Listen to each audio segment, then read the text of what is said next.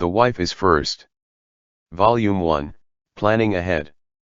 Chapter 19, A Contemptible Actor. "Shut up," exclaimed Jing Shao as he walked in with a cold face. Song Lingzin stood in the center of the study with one hand on her waist. Originally, she had taken a breath in preparation to speak again, but with his entrance, she swallowed it back down. Mu Hanjiang sat at the desk with slightly knitting brows. When he saw Jing Shao come in, his expression somewhat relaxed a little. He stood up and gave greetings. "Welcome back, Your Highness." Jing Shao walked to Mu Hanjiang's side. He took a glance at Song Lingzin and the two maidservants behind her and asked Song Lingzin, "What's with your attitude towards the prince consort?" "Your Highness." Song Lingzin felt wronged for being called out. Then took a deep breath and said, "This concubine's conduct was for the sake of maintaining the peace of the prince's estate. The prince consort, he..." "Shut up." Just hearing Song Lingzin's shrill voice made Jing Shao's head hurt. So, he turned his head to look at his wife at his side slowly and lowered his tone to ask, "Jun Qing, what happened?" Mu Hanjiang lowered his eyes. After smoothing his lips, he said, "My old wet nurses was sick and have no one to take care of her in the farm village.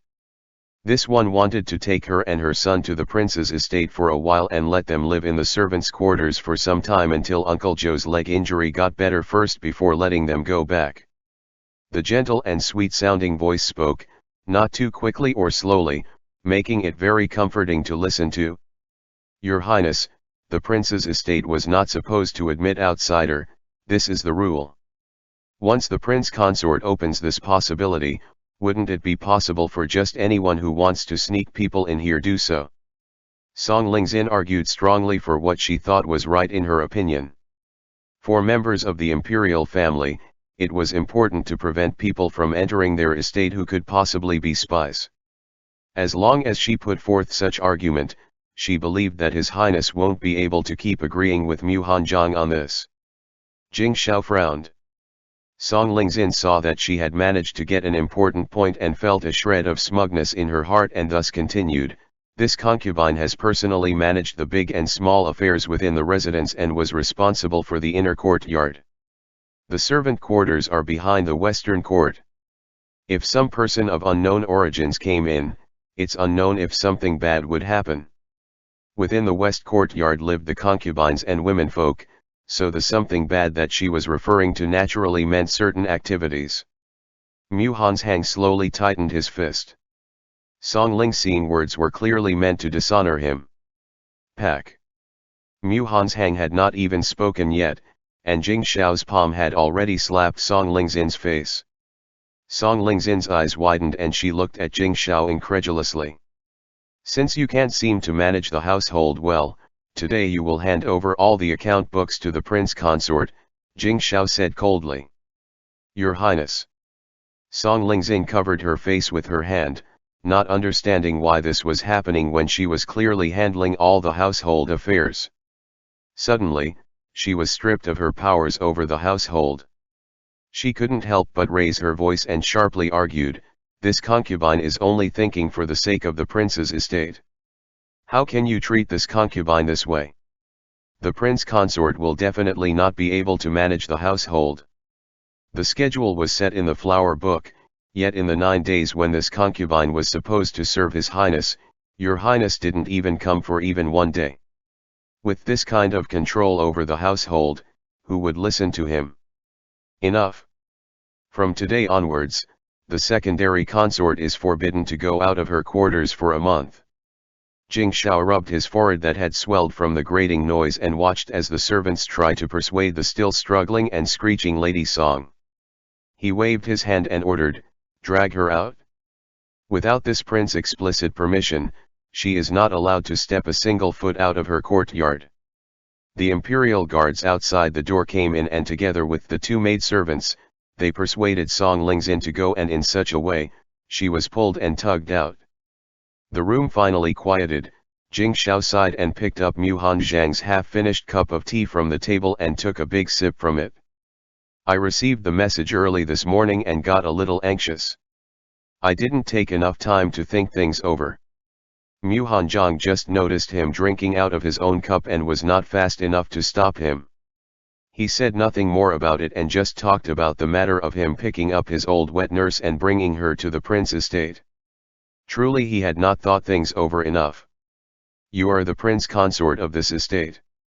Whatever you say should not be questioned by others. Jing Shao smiled and gently drew him over to himself. These few days I haven't been to the Western court. Song Lingzin was merely using that as a pretext to make a fuss. Mu Hanzhong smoothed his lips and offered, I can take my old wet nurse to the village, that's part of my dowry. No need, Jing Shao touched his soft and smooth long hair. Bring them to the estate. If you want them to keep on living here, that's also fine. We can just go over to the Marquis of Beiwei estate to discuss this matter and have them count as your personal servants. The dowry not only included property but also included some personal servants to accompany him. Jing Shao knew that Jun Qing originally did not have many personal servants, and since he considered his old wet nurse and her family trustworthy, letting them stay in the residence was actually a good thing, as he would have his own people who could serve him. Mu Hanzhong stared fixedly at him. Then he slowly moved closer and put his chin on Jing Shao's shoulder as he said, Xiao Xiao, thank you. A husband's support is very important for the status of the wife and the management of the household. Now it seemed that Jing Shao stands completely on his side, even making his favor distinctly obvious. This kind of treatment was extremely hard to get in an aristocratic family, no one knew that clearer than him. Jing Shao was endlessly excited about Mu Hanzhong getting close to him of his own accord. He only felt that the part of his shoulders where he was in contact with him felt tingly and itchy. He couldn't help but reach out and hug him tightly. Dummy, we are husband and wife, what thank you?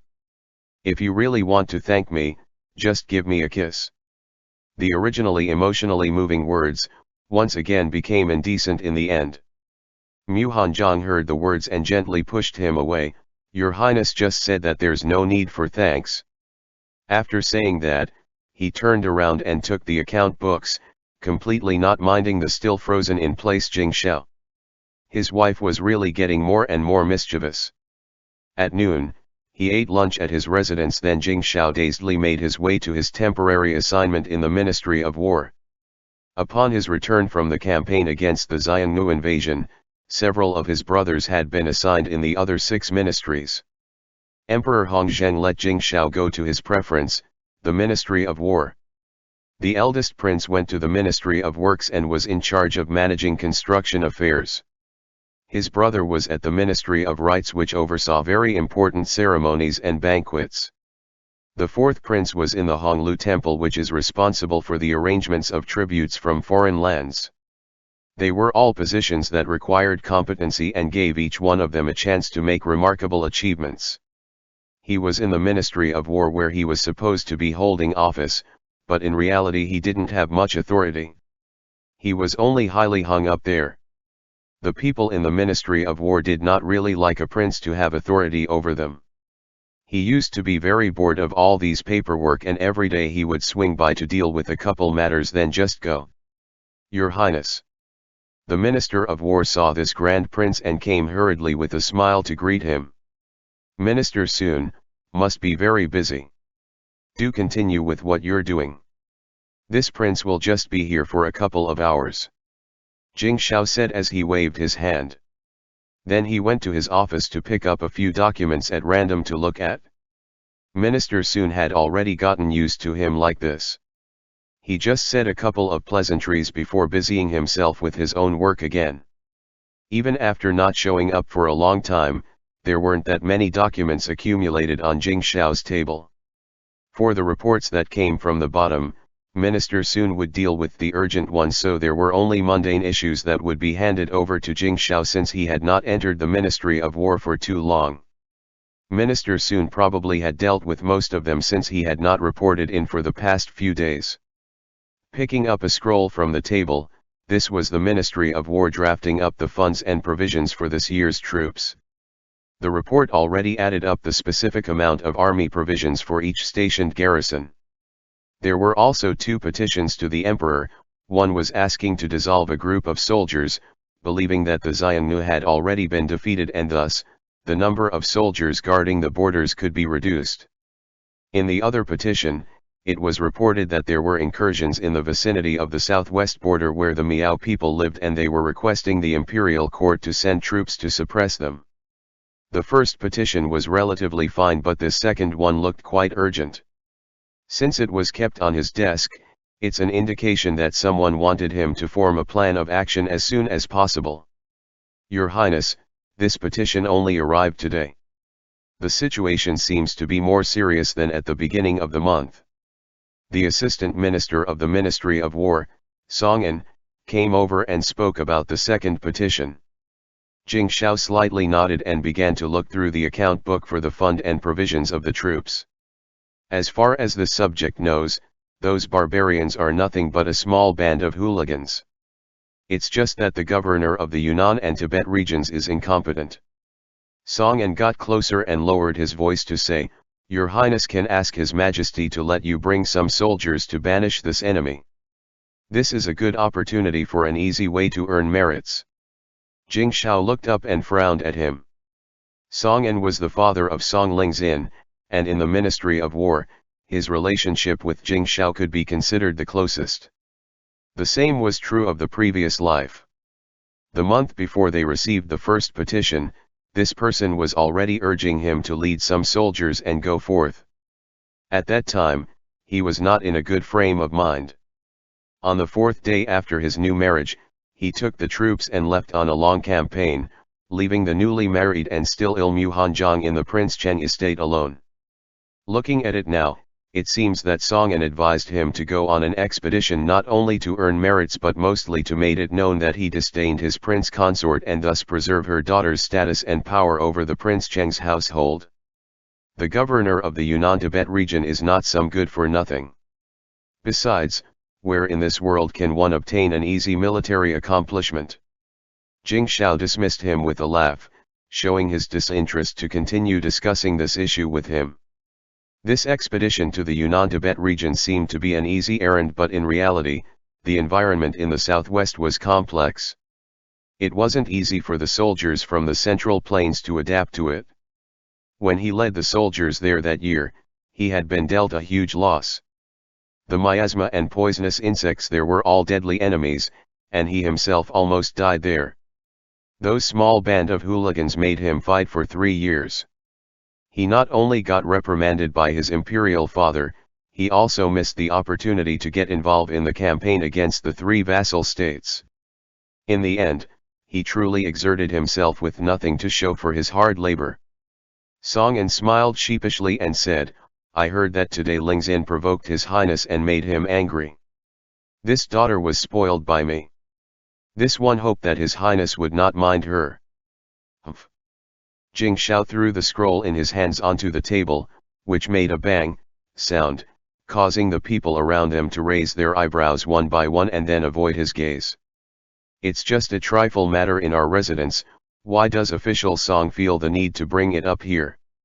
This Song Lingzin really had a quick mouth. The incident had occurred just this morning and by the afternoon, it was already passed to her family. Thinking of this, his heart became a little fed up. Song An, seeing that Jing Shao was not tolerating any of this, said a couple more words with a smile and gloomily walked away.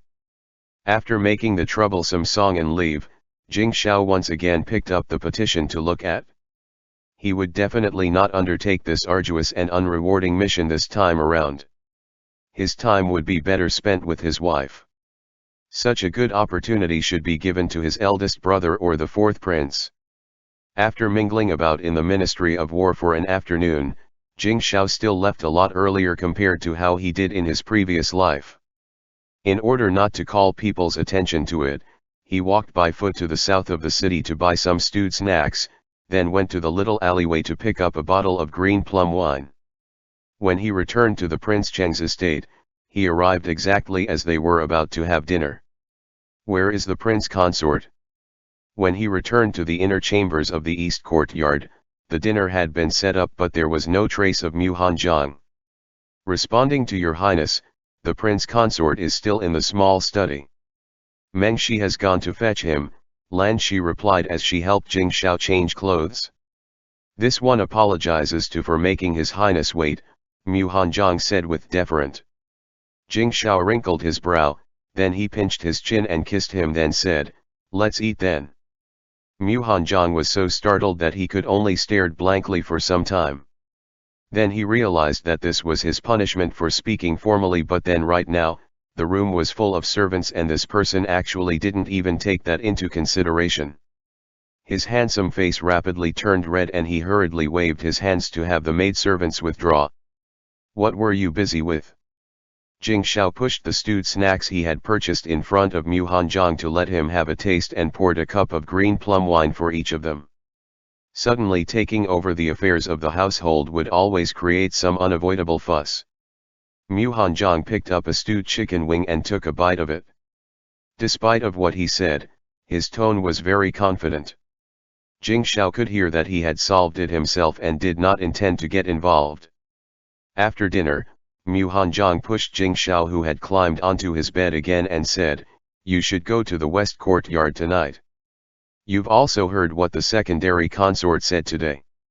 If you always sleep in the east courtyard, your inner courtyard will not be peaceful." Jing Shao reluctantly sat up. Everyone kept on nagging him, wanting to push him on someone else when he would rather be in his prince consort's bed.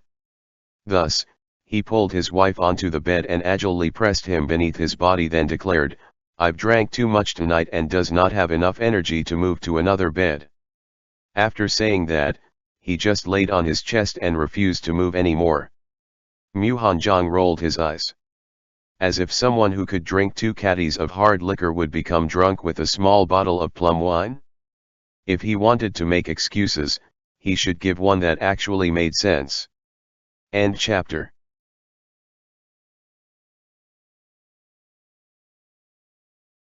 The Wife is First. Volume 1, Planning Ahead. Chapter 20, Misunderstanding. If you want to sleep, we have to change into sleeping robes first.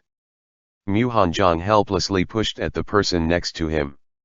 "Then I'll help you change clothes." Jing Shao, who was originally lying languidly on his stomach, immediately became spirited. He sat up and began to untie the sash of the person underneath him. I'll do it myself." Mu Hanjiang hurriedly pulled away the hand that was pulling at the sash at his waist. Jing Shao smiled upon hearing this. He put down the bed curtain, sat down on the side and fixed his eyes on the other, watching expectantly. Mu Hanjiang's face got even redder as he quickly took off his outer clothing and squeezed into the quilt. Jing Shao found his reaction amusing. He also took off his outer robes and got under the blankets. Then he gathered the person in his arms and kissed his forehead. Xiao Yuan told him that in this kind of situation, he must treat his male wife with much gentleness and to respect his wishes. Kissing was more effective than randomly touching, as it was less embarrassing to him. Jing Shao's kisses moved down from the forehead, to between the eyebrows, then to the cool tip of the nose, then finally to those soft lips. Within his arms, his wife nervously closed his eyes, but he did not resist him. Upon following the method, Jing Shao found that it really was effective. He then gently pulled open the lapels of that snowy white inner garment. The light outside the bed had not been extinguished, and through the help of the light that traveled through the curtains, he could distinctly see Mu Hanjiang's delicate throat and the elegant shape of his clavicle. Leaning down, Jing Shao kissed downwards, following his chin and licking at his slender neck. That cute jut on his throat slid up and down. Jing Shao lifted up the corners of his mouth and continued downwards. His wife's fair chest was thin, but it was not weak or as feeble as he had imagined.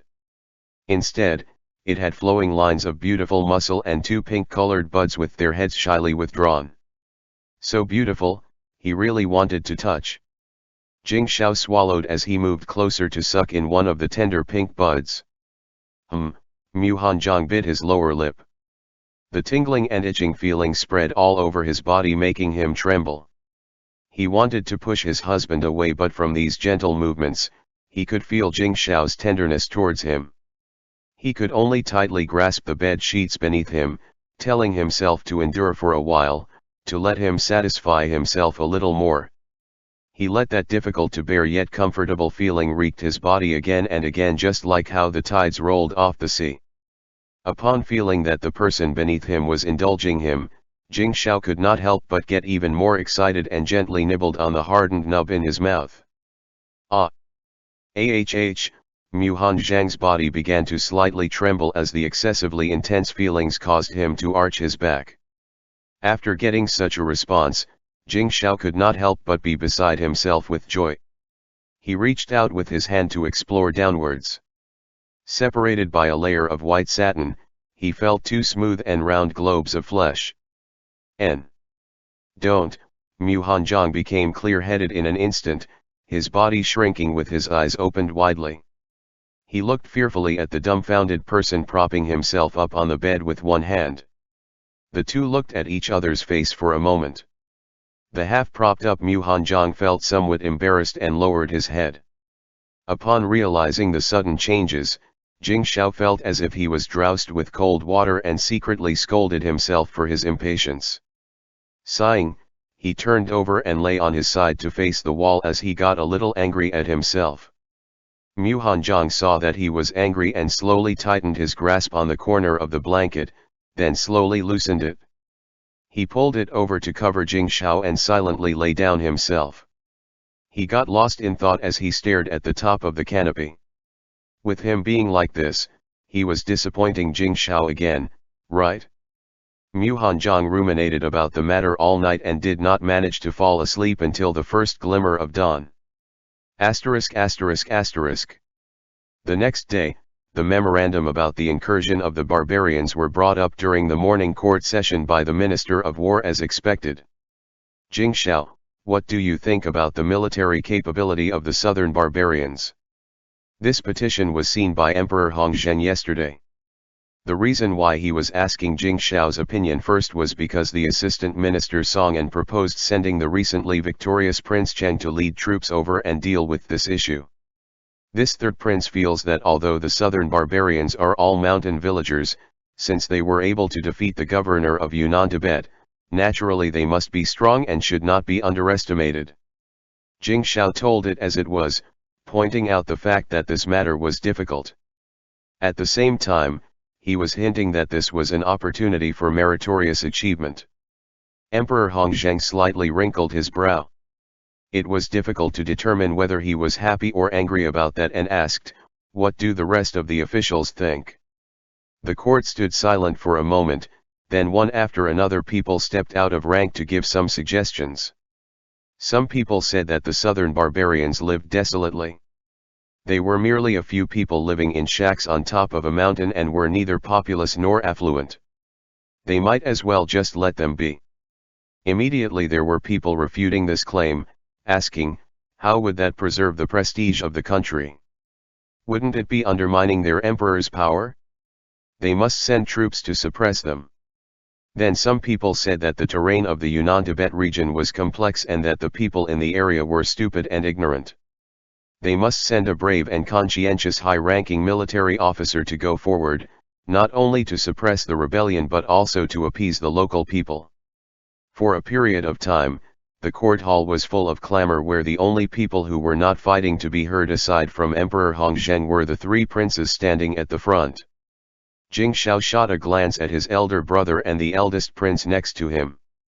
Only then did he recall that the fourth prince was forbidden to leave his residence for a month. If the fourth prince was smart enough, then he would take the initiative to lead the troops himself. If he was too clever, his gaze turned to the eldest prince who seemed to have something to say but was hesitating. Jing Shao lowered his eyes and a cold light flashed through them. It seemed that it would be up to him to decide who was a bit unluckier between the two. In the end, Emperor Hongzhen shouted at the clamoring courtiers to stop and concluded, "The southern barbarians may be lacking but they are still encroaching on this great country's territory. Zhen will not allow the rivers and mountains conquered by our great ancestors to be taken, not even by 1 inch. Your Majesty is the most enlightened." The group of officials kneeled onto the ground one after another. The Ministry of War will come up with a plan for the list of candidates to lead the expedition and the number of soldiers to be mobilized, which will be discussed in court tomorrow. Dismissed. After Emperor Hongzheng said this, he waved his sleeves and turned around to leave. Jing Shao and his brother looked at each other and gave each other a smile in tacit understanding. When he had gotten up this morning, he saw that his family's prince consort was still sleeping soundly, so he quietly went over him to get dressed. As he woke up late, he didn't have enough time to eat breakfast, and so, he just took 2 meat-filled flat cakes to nibble on while he was on his way to the palace. While he was eating in the carriage, his brother had suddenly climbed into his carriage and told him that yesterday, while he was submitting the petitions to the emperor, Minister Sun discovered the proposal that Assistant Minister Song An had written to have Prince Cheng lead this expedition.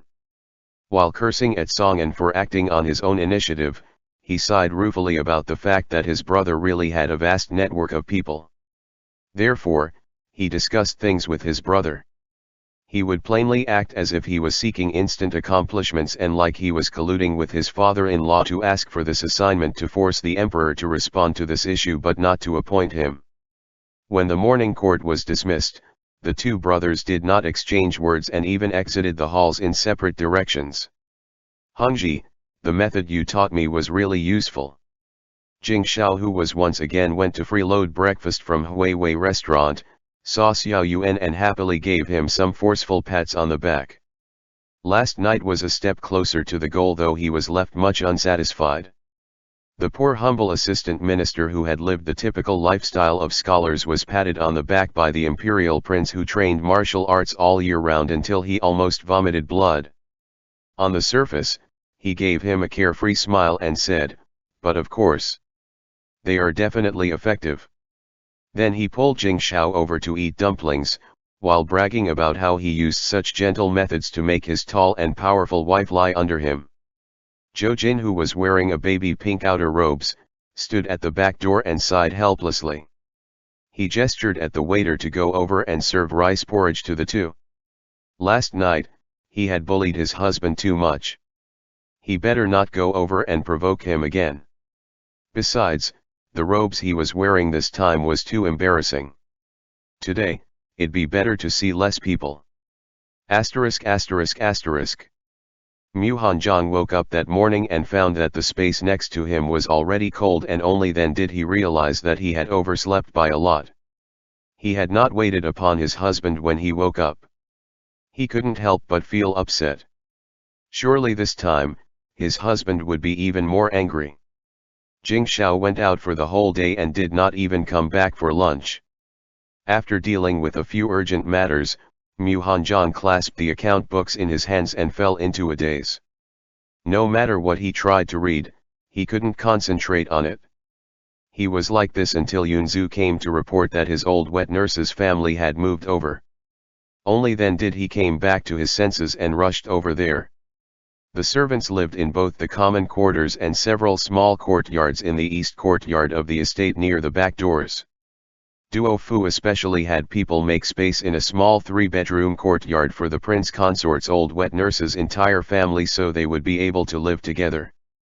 Grandma Zhou tidied up the little house with a face full of smiles, until Mu Hanzhong came, dressed in a magnificent robe with a tall and dignified figure. The rims of her eyes could not help but redden again. It seemed that young master didn't sleep well last night. After catching up for a while, Grandma Zhou took Mu Hanzhong's hand and looked at his complexion carefully. Mu Hanzhong absent-mindedly agreed. Could it be that His Highness, Grandma Zhou looked worriedly at the young master whom she had raised from a young age. Having lived for so long, she naturally understood more. When it comes to intimacy between 2 men, the one who receives will inevitably have more difficulties. Seeing his complexion was not very good, she presumed that last night, he had suffered much hardship, and it made her heart hurt so much that she was about to cry again. Do not blame him. Mu Hanzhong saw that his old wet nurse was misunderstanding the situation and hurriedly explained. His Highness is very good to me. He didn't know why, but he didn't want the people closest to him to misunderstand Jing Shao. Seeing that his old wet nurse did not believe it, Mu Hanjiang could only sigh and said, "I'm the one at fault and caused him to be angry." Asterisk asterisk asterisk. Jing Shao didn't really mean to stay out for the whole day. Originally, he planned to escape from the Ministry of War after roll call to go home to have lunch and take a nap. After he had finished breakfast, he was stopped by the imperial guards from his summer villa who told him that Renfeng was looking for him for an urgent matter. Renfeng was originally from the Jianghu. His reputation was not bad. It was just that his mother was getting old and living the Jianghu life was very unstable. He abandoned the life of an outlaw to follow Jing Shao, earning money to support his mother and then marry a wife. As for the Jianghu, it was a bloody and cruel place, with only a minority managing to earn a living. Therefore, when Renfeng sent out the news that Prince Chen was looking to recruit talented people within the Jianghu, many people soon came forward to apply for it. That day, Renfeng's rushed to find Jing Shao because a well-known figure in the martial arts world appeared and was applying for a position in the ranks. When Jing Shao finally settled the matter in his summer villa and returned home, it was already dinner time. His family's prince consort was sitting in front of the dinner table in a daze. Today, Mu Hanjiang's old wet nurse told him that Prince Chen was a normal man and was at an age when he was most virile and vigorous. No matter how much he doted on him, he would not be able to endure his repeated rejections. His husband might not like those concubines inside the west courtyard, however, there were no shortage of people within the capital who would be willing to climb into an imperial prince's bed. Moreover, there would come a day when he would begin to favor another. When he thought about Jing Shao smiling tenderly at others, Mu Hanjiang felt his heart ache to the extent that he completely got lost in thoughts, not even sensing that Jing Shao had walked to his side. End chapter. The Wife is First. Volume 1, Planning Ahead. Chapter 21, Opportunity. It was rare for Jing Shao to see his family's prince consort this lost in thought. Thinking it was amusing, he moved closer and took advantage of his unsuspecting wife and lightly pecked his slightly pursed lips. Ah! Mu Hanjiang was startled. Upon discovering that it was Jing Shao, he couldn't help but stared at him and asked, "What is His Highness doing? It's rare to see you in a daze." Jing Shao smiled and sat down next to him. She ladled out soup and set out the meal for the two of them, then withdrew. Mu Hanjiang picked up the soup bowl and took a sip in silence. He felt that the soup tonight had a particularly fragrant taste. "Jun Qing, do you want to learn how to fight with a hidden weapon?" Jing Shao asked and then ate a few mouthfuls of food. When he saw that Mu Hanjiang was only drinking the bowl of soup, he picked up a piece of fish and gave it to him. "Hidden weapon?" Mu Hanjiang looked at him doubtfully. "How come you suddenly thought about this? There is a virtuous hero from the Jianghu whom the people called the Ghost of Nine Blades." Jing Shao smiled and thought about that person's appearance. He really did look like a ghost. This person went to the summer villa to apply for a job today. Mu Hanjiang had never heard of this Ghost of Nine Blades. However, if he was a famous hero in the Jianghu, why would he devote himself as a subordinate to an imperial prince? Didn't those kinds of people always stay very far away from the imperial court? Jing Shao smiled, and seeing that he liked drinking the soup, he ladled another bowl for him and said, "Nowadays, mixing about in the Jianghu does not earn one much money. If these heroes are not willing to do some tasks involving murdering for money, then their life will be very hard-pressed for funds." Legend have it that a few hundred years ago, the martial arts community had been really prosperous. At that time, leaders of martial arts sects were even comparable to that of the imperial household.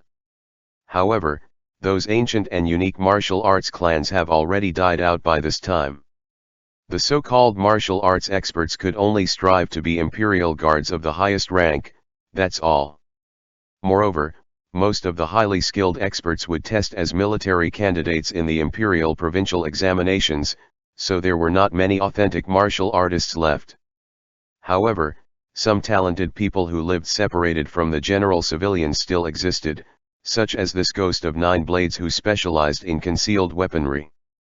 Hidden weapons are things that one needs to have trained with from a young age, moreover I can't train with inner chi. Even if I learn it well, the power will be greatly reduced. Mu Hanjiang thought about it and then shook his head to refuse.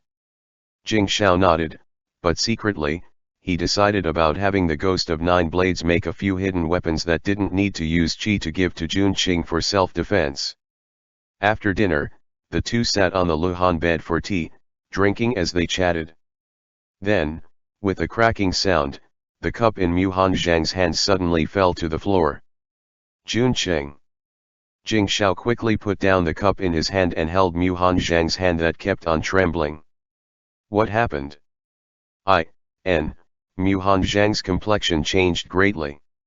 He cautiously stood up but his legs had gone soft. He almost fell but Jing Shao held him in his arms. The breathing of the person in his arms began to get short and hurried, his forehead began to glisten with sweat. Jing Shao was extremely anxious and shouted loud enough to be heard outside the door, "Duofu, hurry and bring over an imperial physician." No need, Mu Hanjiang leaned on him while viciously biting his own tongue to keep himself calm. It's an aphrodisiac. What? Jing Shao's head buzzed. He was all right just before. How did he end up consuming this kind of drug? Duofu, who was just called in, happened to hear this exchange. He hurriedly kowtowed on the floor, "Your Highness. This servant. Go investigate.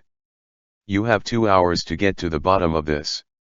Jing Shao bellowed and picked up his wife in his embrace with one movement and walked into their bedroom. Duofu wiped the sweat from his forehead and turned around to go gather the imperial guards. After Jing Shao determined that his wife had no other symptoms of poisoning and that his body was only getting overheated, he helped him take off his outer robes and put him on the bed.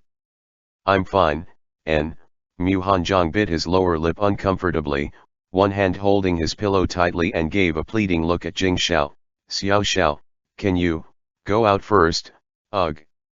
Jing Shao looked at the figure lying on the bed, taking in the spreading flush on his face and his gasps for breath. He felt his lower abdomen tightened and almost couldn't bear it. He really wanted to pounce on his wife. "Jun Qing, don't be afraid. I'll help you expel the drug from your body, then it won't be so uncomfortable anymore." Mu Hanjiang stared at him. The aphrodisiac in his system wasn't one that made the muscles soften and become useless. His body still had energy but all that vigor were only towards one thing. How could his husband possibly help him with this? Jing Shao smiled. After worrying so much, he pretty much guessed what had happened tonight.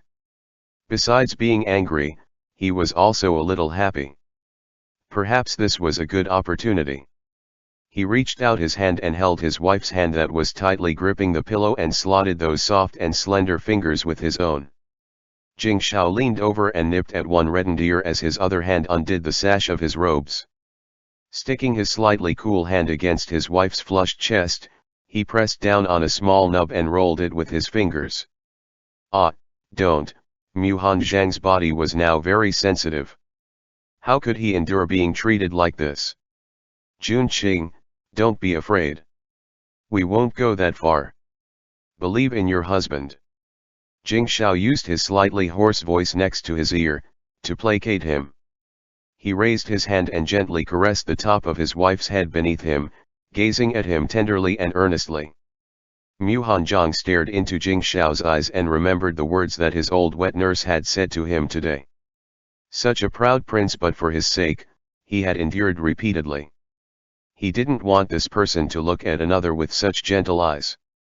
What should he do? Towards this person, it wasn't like he didn't have any feelings for him. He finally understood this clearly in his heart. Suddenly, he felt that everything had become clear. Mu Hanjiang slowly released the lower lip he was biting and nodded lightly. As if he were granted amnesty for something, Jing Shao kissed the lips that had been bitten until traces of bite marks had been left. One hand comforted that poor little nub and his other hand explored downwards, grasping Jun Qing below through the silky snow-white satin. Jun Qing's thing had become lively and full of enthusiasm because of the drug. Mu Hanjiang tossed his head back because of the sudden increase in stimulation. Jing Shao took advantage and bit down at the place where the jut on his throat was sliding up and down, and at the same time he increased the strength and speed of his hand. With his two hands grabbing tightly onto Jing Shao's shoulders, Mu Hanjiang slowly closed his eyes. A clear teardrop that had formed from this intense feeling slipped down from the corner of his eyes. Fortunately, the drug only caused men to get excited and there were no other side effects. As soon as Jun Qing spurted out his essence, the drug got completely flushed out of his system. Jing Shao kissed his wife whose forehead was suffused with sweat. He laid him back on the pillow and firmly kissed him again before taking a deep breath and sat up. Xiao Shao, you, Mu Hanjiang opened his eyes and pulled back Jing Shao who had wanted to get up. Just then, he had noticed that his husband was also very aroused. I'll take care of this. Jing Shao intended to get into the bathtub and solve his own little problem. I'll help you, Mu Hanjiang smoothed his lips. The red flush that had just retreated climbed up his handsome face again. Jun Qing, Jing Shao looked at him in pleasant surprise. Then, taking advantage of this opportunity before the other man backed out, he quickly took off his clothes and pulled a slender and smooth hand towards his own thing. Having his bashful wife under him with an expression on his face that said, "Don't look at me," he couldn't help but find those two soft nubs again and began to play with them once more. The warmth behind the bed curtains remained for some time that the couple couldn't tell whether it was still evening or already dawn. After doing it over and over for close to 2 hours, Jing Shao held his wife who was gasping for breath in his arms, and contentedly lay on the bed. From time to time, he gently stroked the other's smooth and silky long hair. Mu Hanjiang buried his face into Jing Shao's broad chest, then feebly glared at him. Just then, this person had taken advantage of him not paying attention to launch a sneak attack again, causing him who had just come to once again come with him. Now it felt like his whole body's energy had been sucked out as he sluggishly lay there, not wanting to move even for a bit. If you are tired, then just go to sleep first. I will go out and deal with this matter. After Jing Shao satisfactorily hugged his wife as they took a bath together, he randomly put on some clothes and walked towards the outer room. I will go with you. Mu Hanjiang draped on his outer robes. This matter concerned the inner courtyard of their household and so, he should be the one to deal with it. ******. The outer room was full of people. A woman with disheveled hair kneeled in the middle of the room while crying and making noise. Upon seeing that Jing Shao had come over, Do Fu secretly gave a sigh of relief. Your Highness. Your Highness. It was not the slave who did it? It's really not the slave. The woman with disheveled hair rushed over, throwing herself at Jing Shao's feet and pulling at his robes. Unexpectedly, it was concubine Li. This servant has checked. The drug that was placed in the soup was some aphrodisiac that would make someone feel as if they were in heat. According to the flower book, tonight was concubine Li's turn to serve His Highness. Duo Fu reported the results of the thorough investigation that he conducted. The soup had no issue at the time it had finished cooking in the kitchen up to the time it was placed on the dinner table. Thus, the drug could have only been put in after it was placed on the table, and the only people who could come in contact with it there were these few personal maids that served in the inner chambers of East Courtyard. End chapter.